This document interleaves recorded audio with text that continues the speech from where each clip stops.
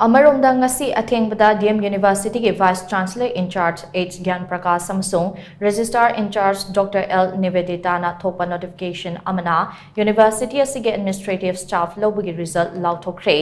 notification asige matung ina University asige registrar ge post ki dama Dr. RK Jotin Khankhre Dr. Thodam Pravana post asida waiting list ke candidate oina lady Controller of Examination ge posta Thongbam Janta Kumar, Deputy Registrar ke posta Lashram Brozen Aduga waiting list ke candidate oina and Riti Kumar, Deputy Controller of Examination ke posta Pauhulan Kibgen amasung Kangzam Victoria amade Deputy Finance Officer oina Pukrambam Arvinda Khanke Khallaba candidate sing ase kumja English ani supna kun mathoida phamkiba University asige Department Selection Committee na recommend tawraba matungdane hairiba committee ase kumja English ani supna kun mathoige January thada phamkiba ani suba syndicate meeting da lokiba resolution number 1 amasung number 6 ke matung ina semkibane